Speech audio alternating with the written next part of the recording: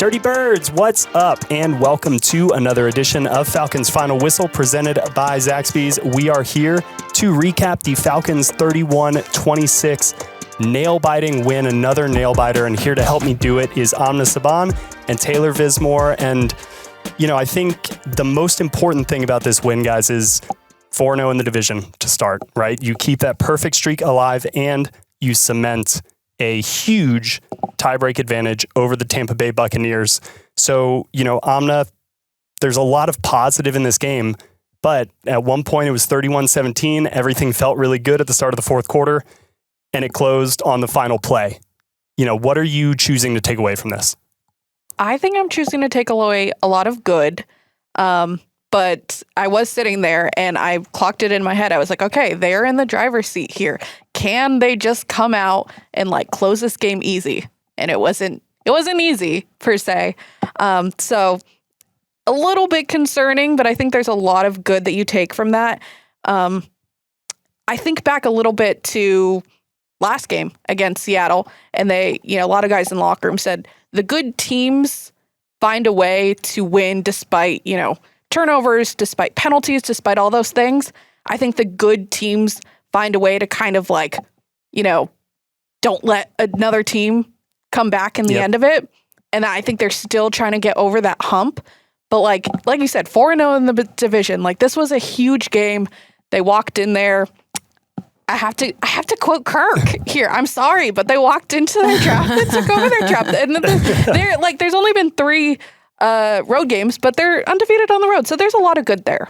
Yeah, I agree. I mean, this is the first time since 2014 the Falcons have been 4-0 in the division.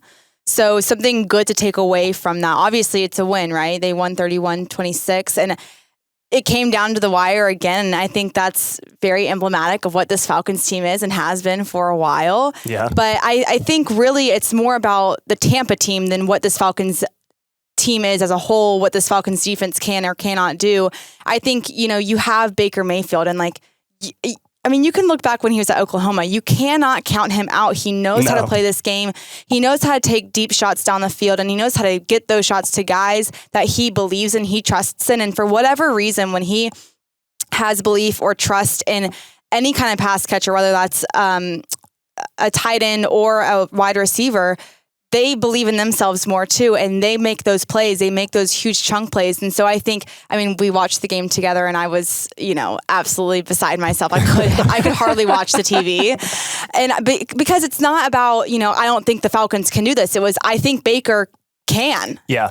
You know? No, it's interesting because I don't think a lot of people perceive him this way, and yet I feel like if we asked everybody to do the exercise of quarterback you would least like to see on the opposing sideline, down by 10 points with 6 minutes left, like, I don't think there's many quarterbacks until you get to Baker. And it's because, you know, and Raheem Morris kind of, when asked about the flat start and things like that last week, said, you know, a head coach isn't giving the game-changing halftime speech that you see in movies. But weirdly, if there is like one quarterback I would totally believe is giving Braveheart speeches like at halftime or before games, is Baker Mayfield. Or Jameis Winston. He would also. Oh, yeah. Fair enough. For sure. Fair enough. Very different styles of speeches, I think. But yeah, both are probably giving them. But he has that edge about him, and it didn't really appear like he missed Mike Evans or Chris Godwin all that much. And I think that's a huge testament to him as a quarterback. But on the other sideline, Kirk Cousins, man, like, he's ready to retire in Tampa, I think. Like, he better own some property down there. That is where he's going to end up. I want to know what Tampa did to him, because he's loved playing against them so far. You think he came here to Atlanta just to play Tampa twice a year? Because it kind of feels like that at this point. It. Yeah. He was 23 of 29 for 276 yards, 4 touchdowns, 0 interceptions, only sacked twice today. A lot of deep downfield shots. Really felt like the explosive part of this offense came alive. It felt like he made a ton of throws today kind of under pressure. And Next Gen Stats actually had a great note here. He completed 6 of 8 passes for 94 yards and 2 touchdowns when under pressure in week 8, after having thrown a league-high 6 interceptions with 0 touchdowns when under pressure heading into this game. What's your reaction to that stat? You can talk to him after any win. After week 5 win against Tampa Bay, threw for 509 yards, 4 touchdowns, what have you. he said there's so much more that we can work on. I think that he's this ultimate competitor that never finds perfection, and that's what drives him is to find that. And obviously that second stat, 6 interceptions, not something that any quarterback wants to have, right? Yeah.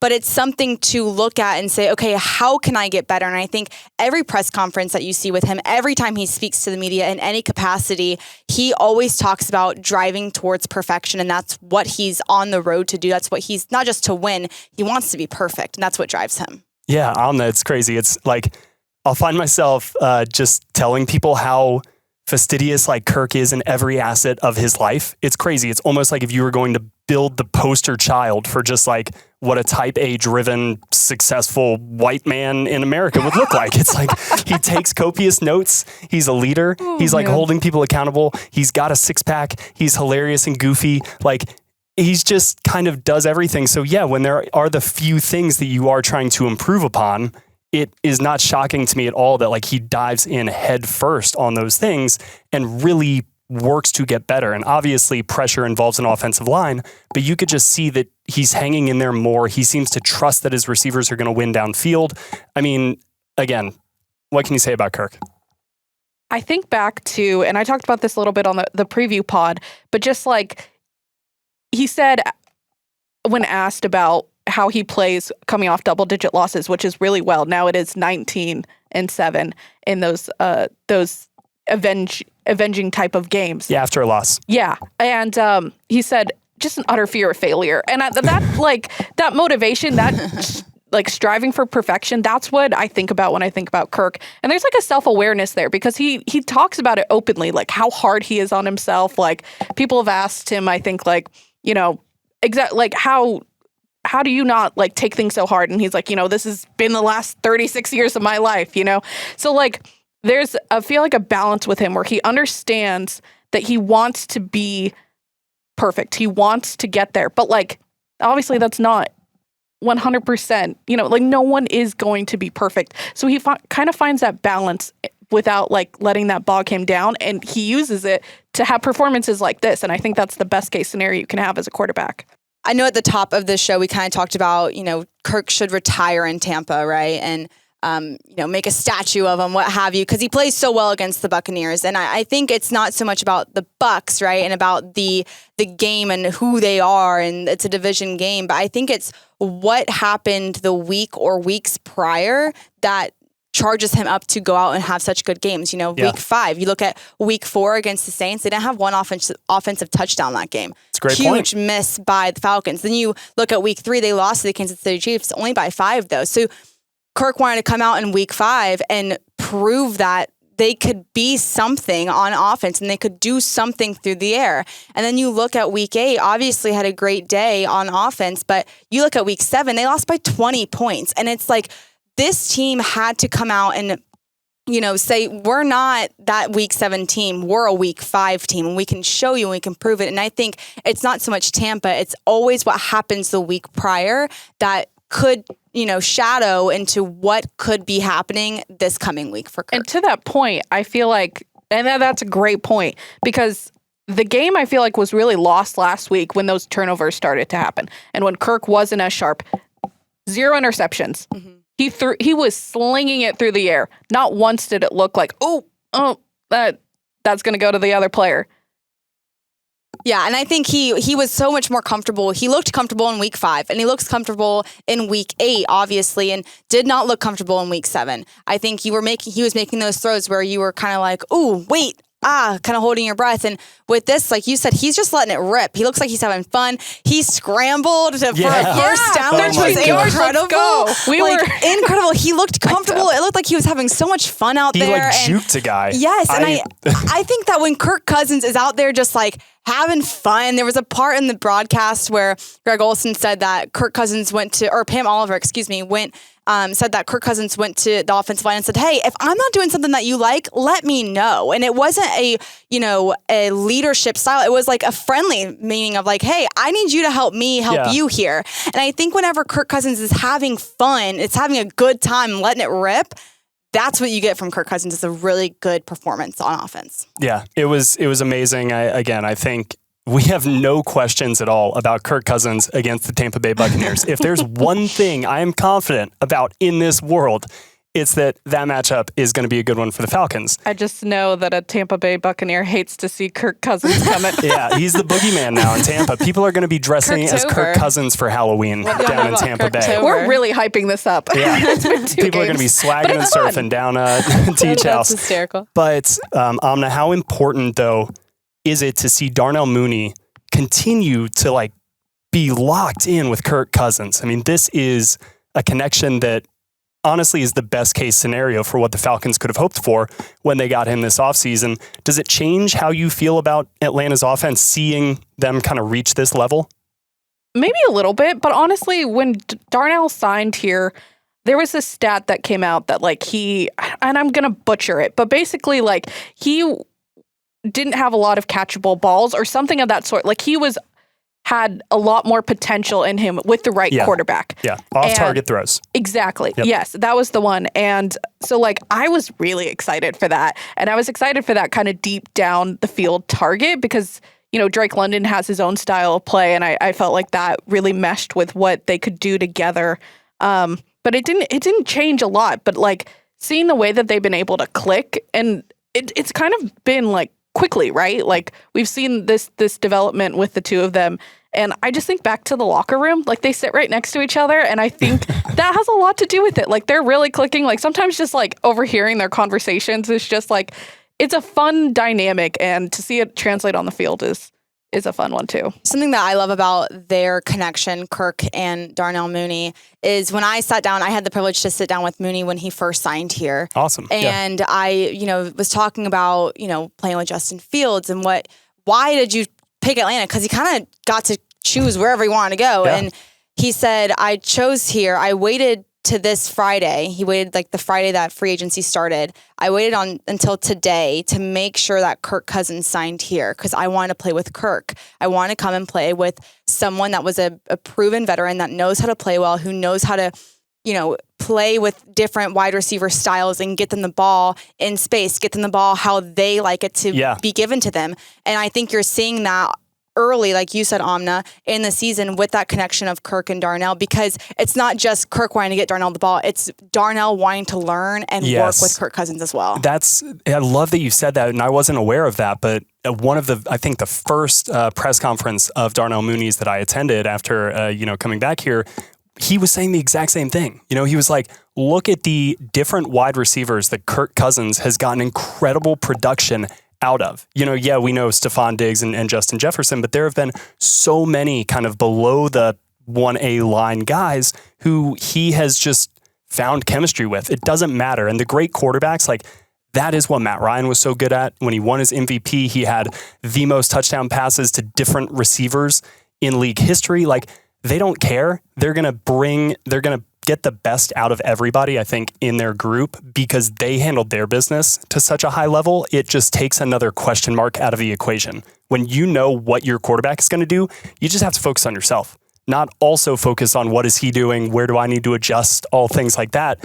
And that's where I think the connection of Kirk Cousins and Darnell Mooney, his addition, to your point, Taylor, the willingness to want to learn and grow with your quarterback, I think is huge. And the Falcons are definitely benefiting from that. But there were some miscues for Atlanta's offense where if things had gone differently, and part of the reason why there was a chance that maybe things could have ultimately gone differently, had to do with some of the offensive mistakes.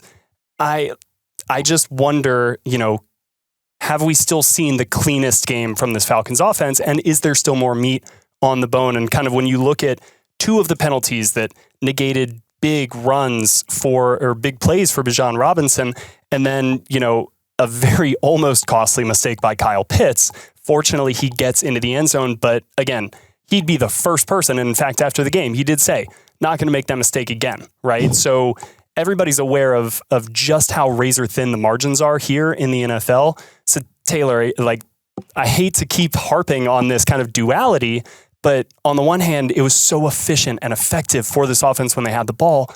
And on the other hand, just a few key mistakes almost cost them this division win. Yeah, you're right. And I think, you have to look at it overarching, right? There were only 3 offensive penalties that whole game, which was pretty impressive, Crazy. right? There was only 1 offensive penalty on the offensive line. That was Ryan Uzel with a face mask.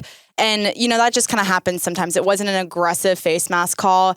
I think his hand just it looked like it just kind of got stuck in his face mask. And that happens in football. But what the mistakes that I, really look at is what you kind of spoke about with Bijan Robinson. 2 of them, 15 plus yards. So one of them was a 15-yard run. Darnell Mooney was called on holding. And then obviously he had a touchdown reversed. It was a 36-yard touchdown, which was called back because of a holding by Ray McLeod. And I think what you're seeing is these wide receivers wanting to contribute to getting those touchdowns in any way that they can, right? Like Drake London always says, I'm so willing to block. I'm so willing to hit somebody. I'm so willing to tackle anyone that gets in anyone else's way in order to get a first down, in order to get to the end zone. And I think, yes, there is some cleanliness issues with those holding penalties and those holding calls. But what you're really seeing, glass half full here, is you're seeing 2 guys on this offense that might not have the best blocking skills, but they're trying, and they're trying to help Bijan in this run. They're trying to get him open space. They're trying to get him downfield. And I think, obviously, the Falcons obviously won, and this is a much easier conversation to have because they won and because it didn't, take the breath out of the Falcons offense in a way. But I do think moving forward, you cannot have those penalties moving down the line. You're going to start getting into these closer games where they matter a little bit more to get into playoffs. We're in week 8. We're looking towards week 9 now. You got to start putting teams away, and you can't do that if your wideouts are holding guys down the line.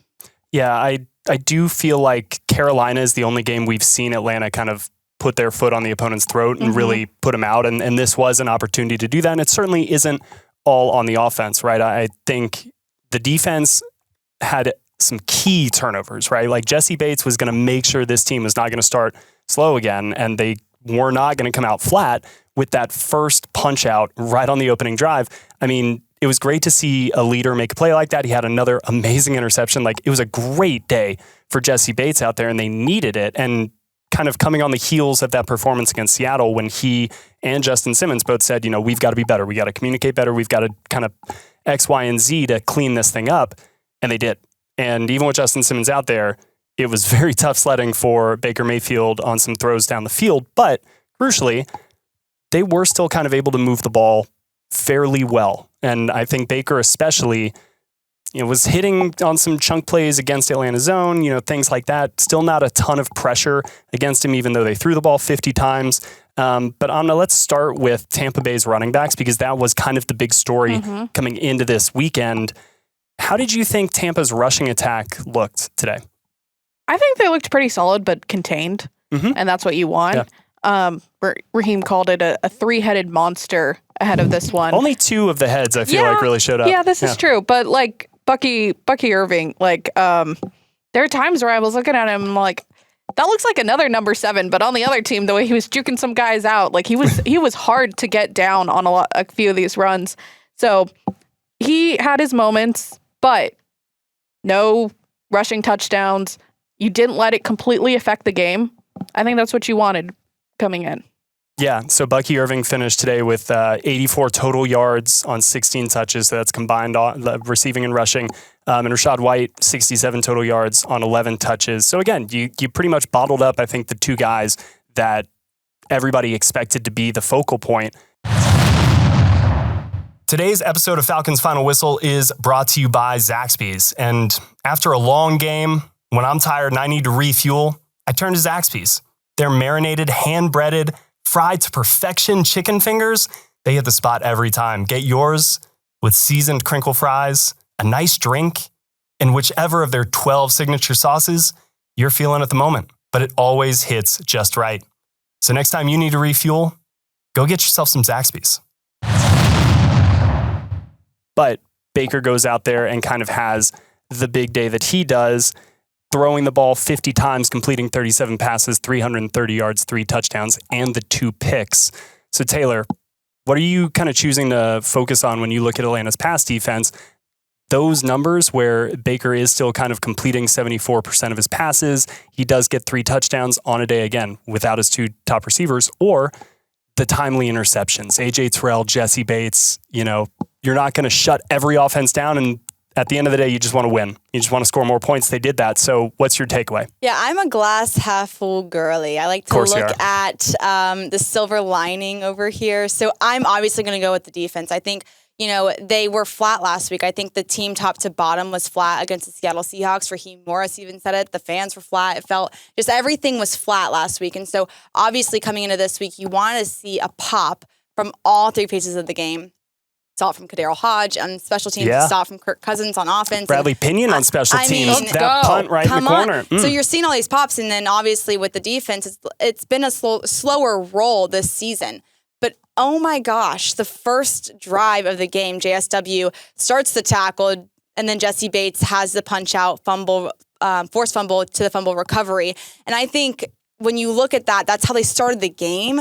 And I think they kind of held their own throughout. Yeah, they gave up a couple of touchdowns, but I think they held their own defensively throughout this game. Jesse finished the day with one forced fumble with the fumble recovery, interception, one pass defense, 5 tackles. Then you look at AJ Terrell. He had an interception, 7 tackles, 1 pass defense.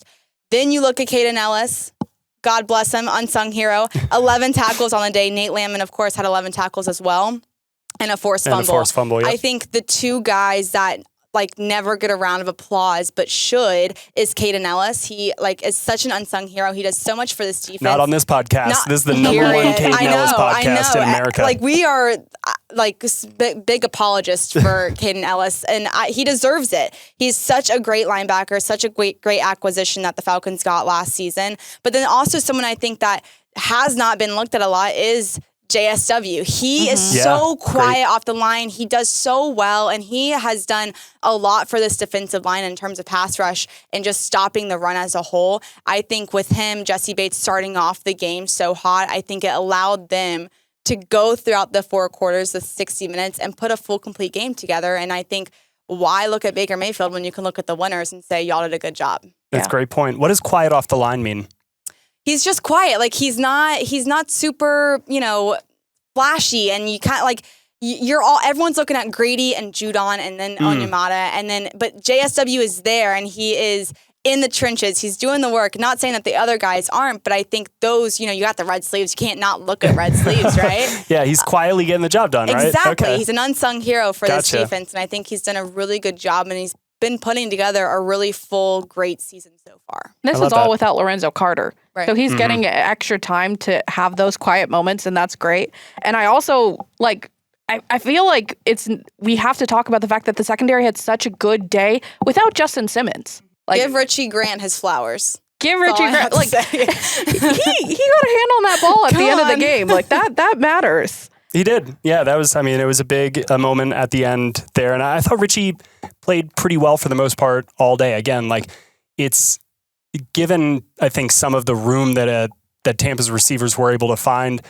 I don't know if this was a banner day for Atlanta's secondary outside of the turnovers. But again, at the end of the day, all that matters is that you're getting the win. And the key turnovers are part of an identity that a team forms. And when we talk about resiliency, which again continues to be the theme of this Falcons team, the don't blink mentality, turnovers are definitely a key part of that. So that's not for nothing. Yeah, I said this in the pregame show earlier, and if you guys don't watch the pregame show, make sure to check it out. It's live every week, but before the game, an hour before kickoff. It's on YouTube. Shameless plug right there. Go check out the pregame show. It's with me and Derek Rackley.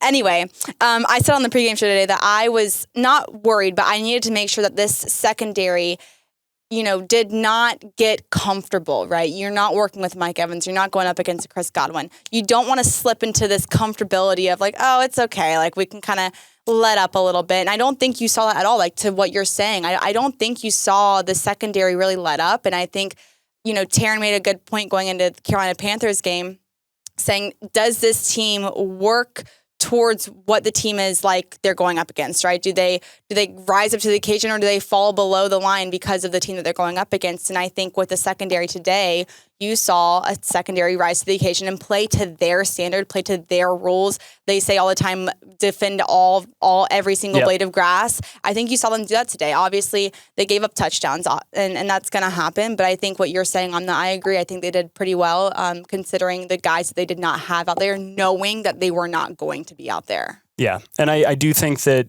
kind of the lead that they took in the fourth quarter did change a little bit of the coverages they were giving, which is going to allow some of that yardage underneath. Obviously, late in the game, they were just focused on keeping the ball in the middle, making the tackles. So, yes. And again, 330 yards for Baker is not 509 for Kirk Cousins in the first game, right? So it was a good day all told, I think, for Atlanta's defense. Let's go ahead and pivot to our final couple of topics here. We're going to start with game ball. Because it is a win, we get to hand out a game ball. And Amna, we're going to start with you.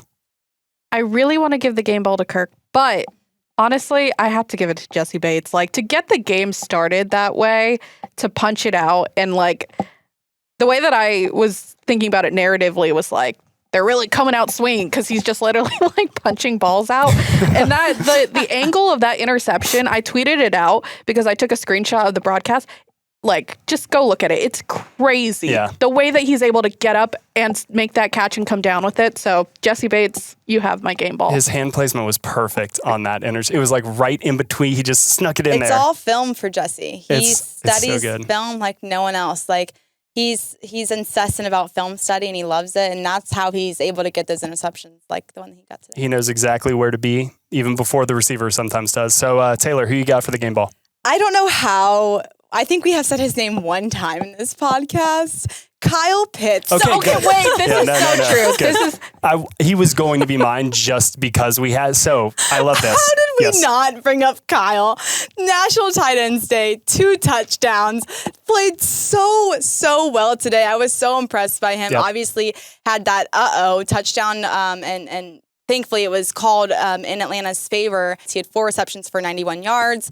I think, you can't tell the story of this win without talking about Kyle Pitts. He had a monster day today. I think it was the only time in his career he's had 2 touchdowns in a game. So it's a contract year for him. So I'm excited for Kyle. This is a huge game for him, and he gets my game ball today. He keeps setting first this season, which is awesome to see. It was coming into this year, it kind of felt a little bit, make or breaky for him. And so far, he is making the most of it. He's developing a great connection with Kirk Cousins. Again, he'll learn from that moment, hopefully, but definitely had me nervous for a few minutes, as I'm sure it had a lot of Falcons fans nervous. So my game ball then will go to Kirk. I feel like that's a good spreading it around. It feels nice that he really put together another clean game. I feel like for a little bit there, I was wondering if that Tampa game was going to be, an outlier. I think it still will be an outlier because 509 those don't grow on trees, but this was so clean, so effective. It looked like Kirk Cousins of old. It looked like Kirk Cousins last year pre-injury when he was playing at an MVP level. And that is great news for Atlanta's offense. They continue to show different ways to win games, and I think a ton of that has to do with number 18. So I want to do a quick follow-up on our closest to the pin little game that we played on Friday. Apologies, Taylor, you were not part of that. I was not. So Taryn is at the game. She is not joining us for this podcast, but we've got the final totals. So I came in last place. I had Ray McLeod. I picked 73 yards for him today. He finished with 9. So I'm really bad at this game, obviously. Taryn, I don't think you could have foreseen that. Well, I probably could have. But 73 is a lot of yards, though. It was a lot. I was really shooting my shot. But 9 is a pretty low number. I had to look down at the stat sheet. I was like, wait, did he type this up correctly? Because I hadn't looked at it yet. Yeah, no, it was, I kind of thought he'd break one. But Kyle Pitts is who Taryn had. She guessed 66, and he finished with 91 yards. So, 25 yards off, not the worst. But our winner is Amna, who got the Jean. Total offensive yards, she guessed 115. He finished with exactly 100, so only 15 yards off. That was your closest to the pin. What's my prize? You get nothing. You get absolutely nothing. I get the satisfaction we work in the being world of right. sports. Like, we don't do anything without a prize at the end. If you win, you have to get a prize. That's the point of sports. I'm going to buy you a whole new set of golf clubs. I'm just golf clubs. Yep, they're coming your way. PGA Tour Superstore right there. There you go. Golf. Yep, heading on down to PGA Tour Superstore. There you go. What's up? Look at that shameless plug. Huge one for I guess Amna. I have to get good at golf now. This is on the record. Wow. Oh, that hurt me. That hurt me so badly. Okay. You can't just play a game and not have any prizes for the person that wins. Taylor, I'm holding you responsible for this. I'm sending that expense your way. All right. Thank you guys. If you have made it this far, honestly, we appreciate you so much. So go ahead and hit that like and subscribe button and spread the word to your friends if you, again, have made it through all of this. But that will do it for us today. The Falcons get a much, much needed 31-26 division victory. They are, again, 4-0 in the division, which is huge. That cannot be overstated. So we will be back Friday to preview the next Falcons game. They will host the Dallas Cowboys in Mercedes-Benz Stadium for a 1 p.m. kickoff. But be sure to check out our YouTube channel. Be sure to check out all of the great content on AtlantaFalcons.com. Falcons Final Whistle presented by Zaxby's. For Amna Subhan and Taylor Vismor, I'm Will McFadden. We will see you guys next time.